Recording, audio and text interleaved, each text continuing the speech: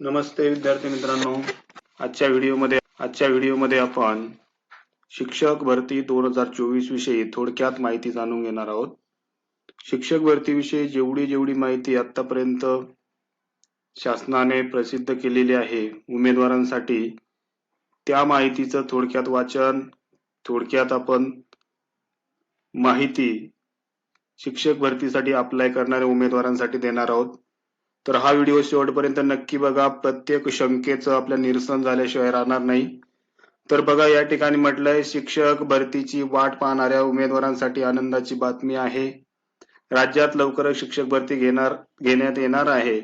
राज्यभरातील जिल्हा परिषदेत सुमारे 1000 खाजगी शिक्षण संस्थांमधील 20,000हून अधिक जागांच्या जाहिराती प्रसिद्ध करण्यात आल्या आहेत. बघा, 20,000पेक्षा जास्त जागेच्या जाहिराती नुकत्याच पवित्र पोर्टलवर अपलोड झालेल्या आहेत. त्यामध्ये बघा, यातच अंतर्गत तब्बल 16,500 जागांवर मुलाखत न घेता नियुक्ती करण्यात येणार आहे. बघा, या ठिकाणी 16,500 मुलाखत न घेता म्हणजे जिल्हा परिषद, नगरपालिका, महानगरपालिका ह्या ज्या जागा आहेत त्या ठिकाणी मुलाखत न घेता त्या ठिकाणी नियुक्ती आपल्याला मिळणार आहे, अशी माहिती सूत्रांनी दिली आहे. तसेच उर्वरित जागांवर मुलाखती घेऊन नियुक्त केल्या जातील असे सूत्रांनी सांगितलेले आहे.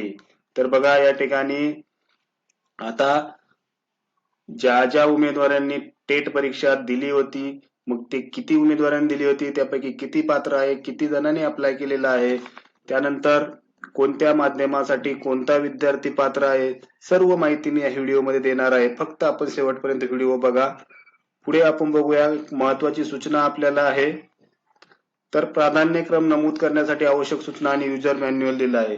आताच बघा, पोर्टलवर आपल्याला ज्या जाहिराती आलेल्या आहेत त्या जाहिरातीचा प्राधान्यक्रम देण्यासाठी 12 फेब्रुवारी पर्यंत मुदत दिलेली आहे. पूर्वी 9 फेब्रुवारी पर्यंतच होती, काही कारणास्तव मुदत वाढलेली आहे. 12 फेब्रुवारी पर्यंत आपल्याला त्या ठिकाणी प्राधान्यक्रम द्यायचे आहे. बघा, लॉग इन करण्यासाठी आपल्याला इथे वेबसाईट पण दिलेली आहे. ह्या वेबसाईटवर आपण लॉग इन करू शकतो.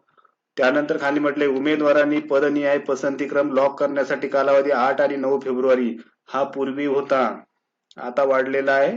प्राधान्यक्रमाची कार्यवाही पूर्ण झाल्यानंतर गुणवत्ता यादी प्रसिद्ध करण्यात येईल. त्याचे संभाव्य वेळापत्रक लवकरच प्रसिद्ध होईल. बघा, हे सगळं 12 तारखेपर्यंत प्राधान्यक्रम आपण पूर्ण केल्यानंतर गुणवत्ता यादी प्रसिद्ध होईल आणि त्याचे जे काही वेळापत्रक आहे ते सुद्धा प्रसिद्ध होणार आहे 12 तारखेनंतर. पदभरतीशी संबंधित सर्व बाबींसाठी त्या ठिकाणी जे काही तुमची अडचण असेल त्या अडचणीसाठी तुम्हाला ईमेल करायचा आहे.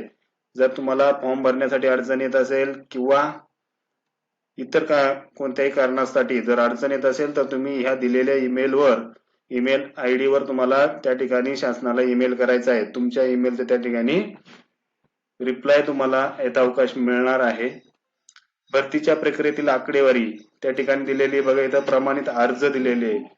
तर बघा, 1,63,058 असे प्रमाणित अर्ज आलेले, जे की 2,16,000 उमेदवार टेट परीक्षा पात्र झाले होते, परंतु 1,63,058 अर्ज त्या ठिकाणी प्रमाणित आहेत. बघा, पुढची सूचना आहे, राज्याच्या शालेय शिक्षण विभागाच्या वतीने स्थानिक स्वराज्य संस्था व खाजगी व्यवस्थापनाच्या शाळांमध्ये पवित्र पोर्टलच्या माध्यमातून शिक्षक भरती करण्यात येणार आहे. या अंतर्गत 22,000 जागांसाठी सोमवारी दिनांक 5 पवित्र पोर्टलवर जाहिराती प्रसिद्ध करण्यात येणार आहेत. यातून शिक्षक भरतीला प्रत्यक्ष मुहूर्त सापडणार आहे. 5 फेब्रुवारी पासून या ठिकाणी आपल्याला जाहिराती प्रसिद्ध झालेल्या आहे आणि आपल्याला प्राधान्यक्रम द्यायला सुद्धा सुरुवात झालेली आहे. बघा, पुढे त्यांनी म्हटलंय, शिक्षक अभियोग्यता बुद्धिमत्ता चाचणी 2022 चे ऑनलाईन पद्धतीने आयोजन करण्यात आले होते. या चाचणीसाठी एकूण 2,39,730 उमेदवारांनी नोंदणी केली होती. मी मगाशी सांगितल्याप्रमाणे बघा, 2,39,730 उमेदवारांनी नोंदणी केली होती. त्यापैकी 2,16,443 उमेदवार प्रविष्ट झाले होते. म्हणजे 2,16,443 उमेदवारांनी टेट परीक्षा 2022 म्हणजे शिक्षक अभियोग्यता व बुद्धिमत्ता चाचणी परीक्षा 2022 त्या ठिकाणी प्रत्यक्षात दिली होती.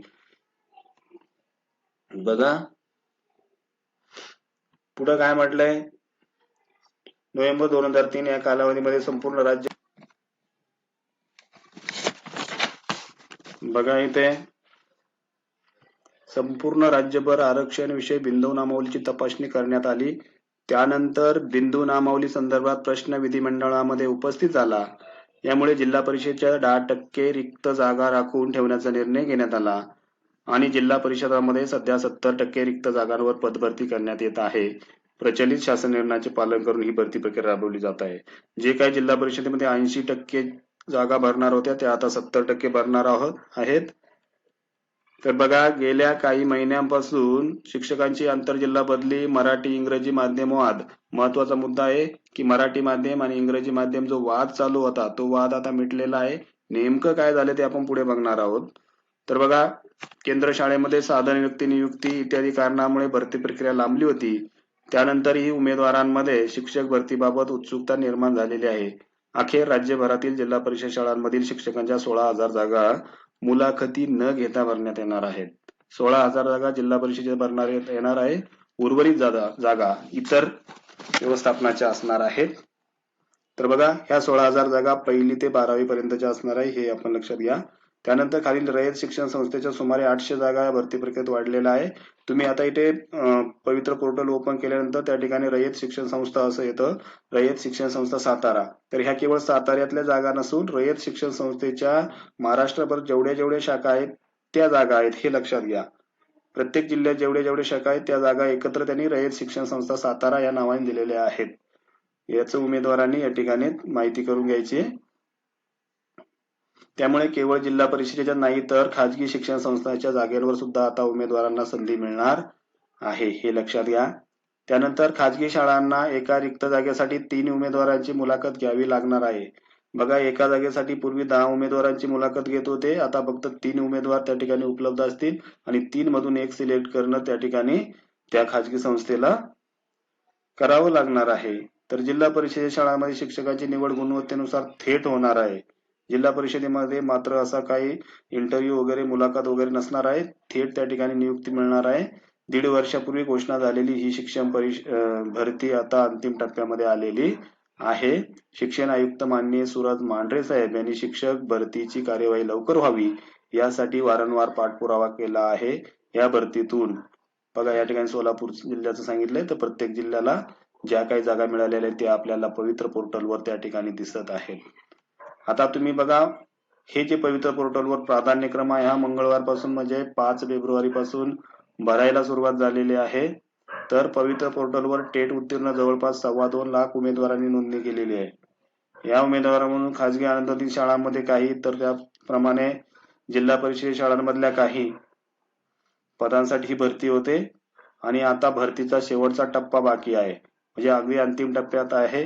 प्राधान्यक्रम भरण्यास 7 ते 8 दिवसांची मुदत दिली जाणार आहे. त्यात उमेदवारांना कोणतीही मर्यादा असणार नाही. खाजगी संस्थांमध्ये भरतीस इच्छुक असणाऱ्या उमेदवारांना त्यांच्या पसंतीच्या व सोयीच्या शाळांची निवड करता येईल. जिल्हा परिषद शाळांमध्ये भरती इच्छुकांना कितीही जिल्हा परिषदांचा पर्याय देता येणार आहे. प्राधान्यक्रम भरण्यास 6 फेब्रुवारी नंतर सुरुवात होणार आहे. आणि बघा, माध्यमिक शाळांमधील जवळपास, आता इथं महत्वाची माहिती दिली की काही शिक्षक अतिरिक्त झाले होते आणि खाजगी अनुदानित शाळांमधील सुद्धा 107 शिक्षक अतिरिक्त झाले आहेत. त्या शिक्षकांचं समायोजन झालेलं असून खाजगी प्राथमिक शाळांमधील अतिरिक्त शिक्षकांच्या समायोजनाची प्रक्रिया 8 दिवसात होईल. ज्या शाळा अतिरिक्त शिक्षकांना समायोजन करून घेता येणार नाही त्या शाळांमध्ये 1 पद कमी किंवा शिक्षक भरतीसाठी ज्या शाळेने पवित्र व्यवहारात अपलोड केलेली असल्या त्यातून 1 पद कमी करण्याचा अधिकार शिक्षण अधिकाऱ्यांना असल्याचे शिक्षक आयुक्तांनी वरिष्ठ सूत्रांनी सांगितलेले आहे.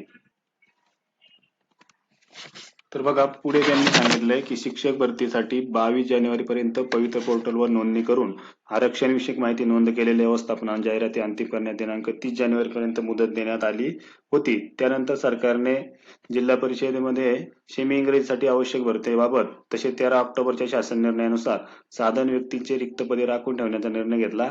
हा बदल करण्यासाठी 30 जानेवारी पर्यंतची मुदत मुख्य कार्यकारी अधिकारी यांना देण्यात आली होती. शिक्षण विभागातर्फे भरतीबाबत पत्रक प्रसिद्ध करण्यात आले आहे. त्यात सेमी इंग्रजीसाठी डीएड इंग्रजी माध्यमातून घेण्याबाबत तरतूद आहे. बघा, डीएड सेमी इंग्रजी शाळांमध्ये जे शिक्षक भरायचे त्यांच्यासाठी डीएड हे इंग्रजी माध्यमातून केलेलं पाहिजे. त्या शिक्षकांना त्या ठिकाणी संधी मिळणार आहे. परंतु ज्यांनी इंग्रजी माध्यमातून डीएड केलेलं आहे त्यांची नियुक्ती झाल्यानंतर त्यांना सुद्धा एका पुढे कौशल्य चाचणीला सामोरं जायचं आहे. त्याची माहिती पुढे देणारच आहे. तर बघा, हे सगळं करत असताना, प्रेफरन्सेस भरत असताना किंवा OTPचा प्रॉब्लेम असेल किंवा लॉगिंगला प्रॉब्लेम असेल तुम्हाला पवित्र पोर्टलवर, तुमची जी काही अडचण असेल तर तुम्ही ती समाज माध्यमावर न सांगता त्या ठिकाणी शासनाला कळवायची आहे. त्यासाठी त्यांनी ईमेल दिलेला आहे. त्या संदर्भात आपण माहिती सुरुवातीलाच घेतली होती बघा. त्या ईमेल आयडी वर तुम्हाला ईमेल पाठवायचा आहे आणि हे सगळं करायला शासनाला बघा मर्यादा आहे, देण्यास काही मर्यादा आहे. तरी देखील वेळोवेळी उमेदवारांनी उपस्थित केलेल्या शंकांचे समाधान शिक्षण आयुक्त, शिक्षण सहसंचालक, शिक्षण उपसंचालक व प्रशासनाकडून करण्यात येणार आहे. तुम्ही त्या ठिकाणी तुमच्या ज्या काही शंका असतील त्या शंकेचं समाधान त्या ठिकाणी प्रशासनाकडून करण्यात येणार आहे. पुढे म्हटले त्यांनी, राज्यातील लाखो उमेदवारांचे लक्ष शिक्षक भरतीकडे लागलेले असताना आता पात्रताधारकांना आणखी एका परीक्षेला सामोरे जावे लागणार आहे. तर ते कोणाला? तर सेमी इंग्रजी शाळांमध्ये शिक्षक म्हणून नियुक्त होणाऱ्या उमेदवारांची कौशल्य चाचणी घेतली जाणार असून त्यात समाधानकारक कामगिरी नसलेल्या उमेदवारांची सेवा समाप्त केली जाणार आहे. त्या चाचणीमध्ये तुम्हाला चांगले गुण मिळायला हवे. जर मिळाले नाही तर तुमची सेवा त्या ठिकाणी समाप्त होईल, असं शिक्षण आयुक्त माननीय सूरज मांढरे साहेब यांनी एका परिपत्रकाद्वारे म्हटलेलं आहे. बघा, ही कौशल्य चाचणी बघा, राज्य शैक्षणिक संशोधन व प्रशिक्षण परिषदेमार्फत प्रादेशिक विद्या प्राधिकरण छत्रपती संभाजीनगर या इंग्रजी भाषेशी संबंधित संस्थेकडून घेण्यात येणार आहे. चाचणीत शिक्षक सेवकाची कामगिरी असमाधानकारक असल्यास त्याची सेवा समाप्त करावी अशी अट आदेशात नमूद करावी, असे परिपत्रकात स्पष्ट करण्यात आले. तुम्हाला जे आदेश दिले जातील, ऑर्डर दिली जातील शाळेवर रुजू होण्यासाठी, तर त्या आदेशामध्येच असं नमूद केलं जाईल की तुम्हाला ती चाचणी द्यायची आहे आणि त्याच्यात समाधानकारक तुम्हाला कामगिरी करायची आहे, अन्यथा तुमची सेवा त्या ठिकाणी संपुष्टात येऊ शकते.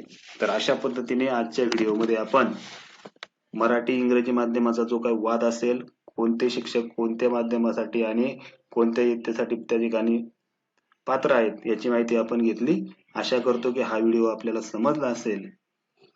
तर निश्चित ह्या व्हिडिओला लाईक करा, शेअर करा आणि आपल्या मित्रांना पाठवा. जर व्हिडिओ समजण्यात काही अडचण येत असेल, काही होत असेल, तर आपण तो स्किप करून थोडा थांबून बघा आणि माहिती करून घ्या. धन्यवाद. खूप खूप धन्यवाद.